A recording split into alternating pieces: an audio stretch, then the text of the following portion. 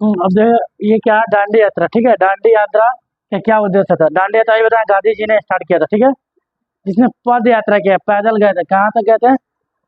समुद्र का। दांडी यात्रा का उद्देश्य है दांडी समुद्र तट पर पहुंच कर समुद्र के पानी से नमक बनाकर नमक कानून को उल्लंघन करना। यानी कि अंग्रेज लोग क्या कहते हैं, नमक जो बनाते थे उस पर ना टैक्स बढ़ा दिए थे। क्या कहते हैं? टैक्स। उसी को हिंदी में हम लोग क्या बोलते हैं? कर।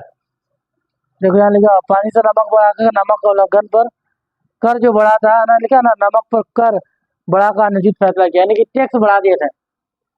फिर उन्होंने गांधी जी बताया कि अपना खुद से जब नमक बनाया जाएगा अपना समुद्र के पानी से, तो उससे क्या होगा कि अंग्रेज को जब नमक नहीं बेचाएगा ना मार्केट में, तो फिर टैक्स उस पर कम कर देंगे।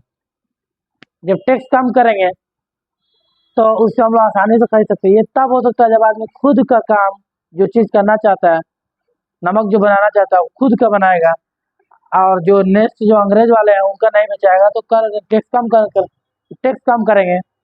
इससे क्या होगा कि हम लोग का आसानी हो जाएगा ना। इसीलिए गांधी जी ने दांडी यात्रा किए थे। इसमें दांडी यात्रा में क्या होता है, गांधी जी ने पैदल यात्रा किया था। कुछ था ना, लोगों को लेकर समुद्र किनारे गए थे ना, कि बताने के लिए हम लोग अपना नमक खुद से बनाएंगे।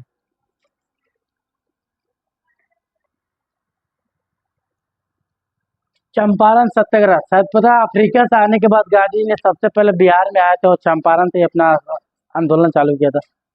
वहाँ पे एक किसान था, वहाँ के पहले किसान का जो हालात था बहुत दयनीय था, बहुत मजबूरी में गुजार रहे थे वो लोग जिंदगी। तो एक किसान राजकुमार नाम का था, उन्होंने गांधी जी से जाके अपना पूरा प्रॉब्लम बताया कि हम लोग हैं ना तकलीफ में हैं। तो भाई गांधी जी ने ये आंदोलन स्टार्ट किया था ना। किसने स्टार्ट किया था? गांधी जी। कहाँ से? चंपारण से।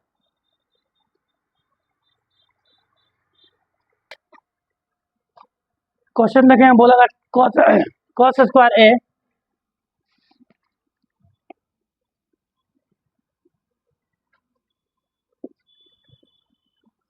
कॉस स्क्वायर ए 1 + tan² है। इसको चारों में से कौन सा ऑप्शन होगा ये बताना है।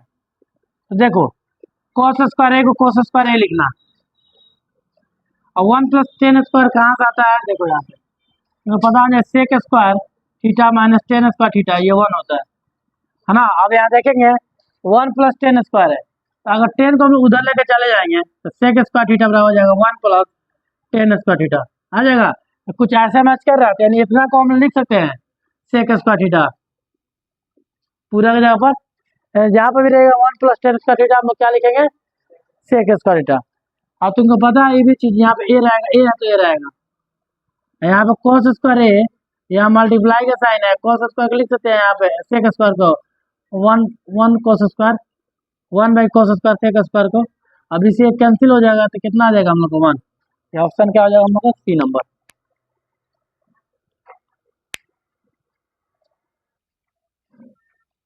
क्या होगा ये?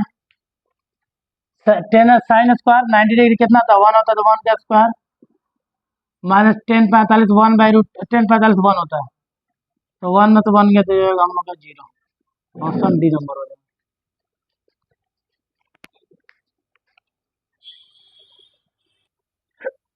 तो देखेंगे दोनों के बीच के डिस्टेंस एंड दूरी पूछ रहा है। तो आपको पता है पहला क्या बोलते हैं? x1 बोलते हैं ना, उसके बाद y1, ये हम लोग क्या होता है पूरा x1,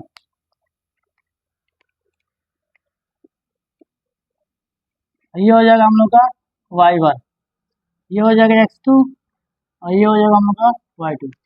तो हम लोग का d निकालने का जो फॉर्मूला आता है √x2 - x1 का whole square plus y2 - y1 का होल स्क्वायर, फिर रूट ले लेंगे। और x2 हम लोग का कितना है? 0 है। 0 - x1 हम लोग कितना है? 8 sign 60 degree plus y2 - y1, y2 कितना हम लोग का? cos 60 माइनस y1 कितना हम लोग का? 0। ठीक है,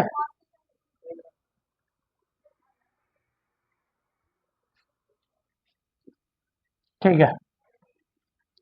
उसके बाद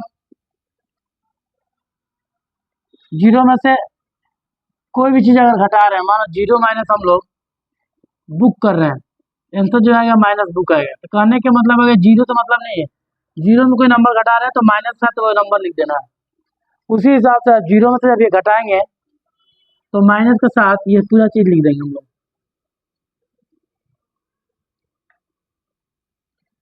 फिर प्लस करेंगे और इसमें से घटाएंगे तो जीरो का आगे इसके आगे माइनस लगाने की जरूरत नहीं है। 8 cos 60 होल स्क्वायर हो जाएगा। हो गया। उसके बाद माइनस का स्क्वायर प्लस हो जाएगा, 8 का स्क्वायर कितना होगा 64 हो जाएगा। और साइन 60 हम लोग को पता है कितना होता है √3/2, और √3/2 का जब स्क्वायर करेंगे तो ऐसे हो जाएगा। यहाँ तक हो गया, ठीक है।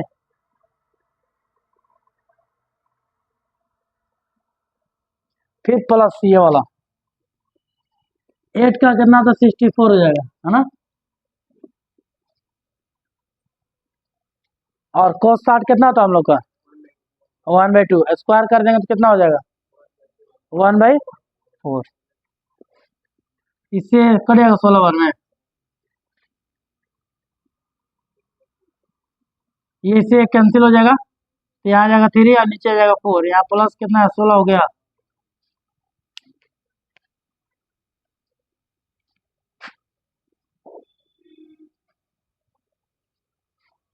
रूट अंडर ये कट जाएगा कितना 16 बार में, 16 से 3 मल्टीप्लाई 48 हो जाएगा, प्लस 16 6 8 कितना है 14 कैरी 1 5 8 6 हो जाएगा।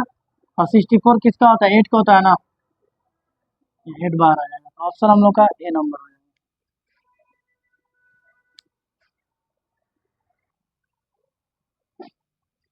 क्वेश्चन बोला यदि ओरिजिन दिया है ना, मूल बिंदु कितना दिया 0 0 सबको पता होता है, तथा पी के निर्देशांक कितना हो तो मूल बिंदु की दूरी निकालना। तो याद रखना मूल बिंदु तो दूरी निकालने, ओरिजिन से दूरी निकालने के लिए मान लो ये ऐसे हो गया, यहाँ 0 0 है, यहाँ तो कोई पी एक पॉइंट है।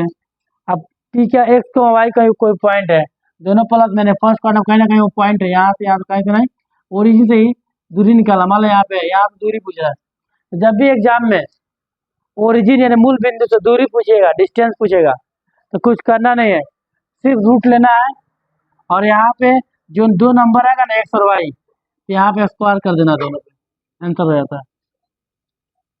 क्या है इसमें, जब भी मूल बिंदु से दूरी पूछेगा यानी ओरिजिन से डिस्टेंस पूछेगा तो दो देगा एक्स वाई रूट अंडर पहला का स्क्वायर प्लस दूसरा का स्क्वायर कर देना। अगर एग्जाम में मूल बिंदु पर एम को एन का दूरी पूछ दे मूल बिंदु से यानी ओरिजिन से डिस्टेंस, तो क्या करेंगे, कुछ नहीं करेंगे, रूट अंडर पहला का स्क्वायर प्लस दूसरा का स्क्वायर। अब बन जाएगा ना, पहला का स्क्वायर प्लस दूसरा रूट चढ़ा के पहला का स्क्वायर प्लस। कब करेंगे ये चीज, जब ओरिजिन यानी मूल बिंदु से दूरी पूछेगा तब, है ना। सबसे आसान यही लगा। जो एक क्वेश्चन में वाई एक्स से बिंदु इतने की दूरी यानी कि the distance of point 12 and 14 from the Y axis. पहली बात इसके लिए एक्सिस बना लो अपना,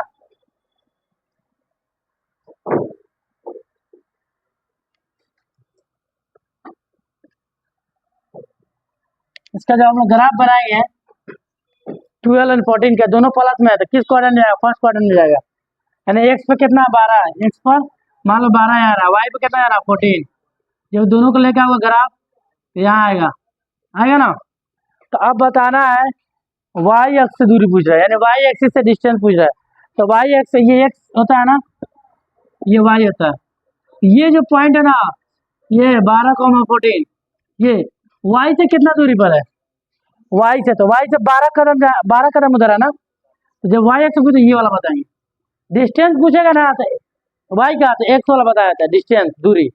ये मत करना सर वाई पे तो 14 आप 12 क्यों बता रहे हैं, तो ध्यान रखना, तुम खुद सोचो यहाँ पे कोई पॉइंट है और वाई एक्सिस से दूरी पूछ रहा है, वाई से यानी कि पहले यहाँ आएंगे फिर यहाँ आएंगे, ऐसे करते करते करते हम यहाँ नापेंगे तो सीधे 12 यूनिट मिल रहा है। कितना डिस्टेंस मिला हम लोग को 12 यूनिट, ये दूरी बताएंगे कितना मिला हम लोग को 12। ये दूरी कितना है यहाँ से वाई एक्सिस से 12 है ना, हाँ। और यानी कि वाई एक्सिस से अगर किसी पॉइंट का दूरी बता रहा है, दूरी पूछ रहा है तो देखेंगे हम कितना है वाई से कितना दूरी पे है, तो एक्स का देख लेंगे यहाँ से यहाँ 12।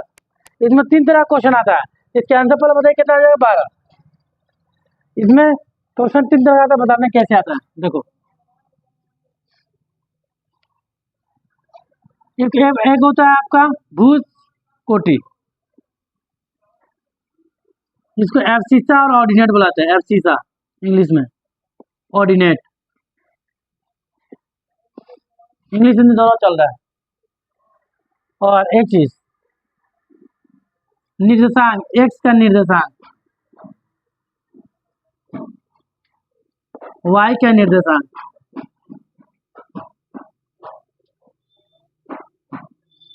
इसको इंग्लिश में एक्स कोऑर्डिनेट, वाई का कोऑर्डिनेट, एक ये हो गया। और फिर पूछता है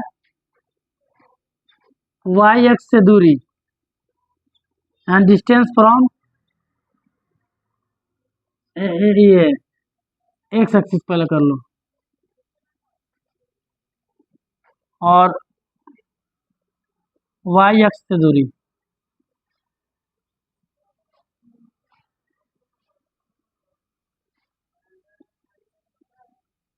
वाई एक्स से दूरी यानी कि डिस्टेंस फ्रॉम, देखना पॉइंट एक ही लेंगे, आंसर का ही आएगा, 4,2 ले रहे हैं, ठीक है। इसका आंसर देखना, हर क्वेश्चन के लिए आंसर अलग अलग आएगा।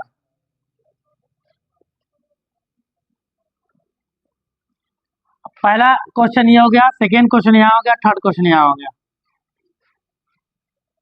हो गया। तो भुज जब पूछेगा ना इस क्वेश्चन के लिए तो एक्स वाला बताते हैं, जब ये पूछेगा 2 बचा, पहले का आंसर मिल गया। क्वेश्चन सेम रहेगा, क्वेश्चन सब अलग अलग रहेगा।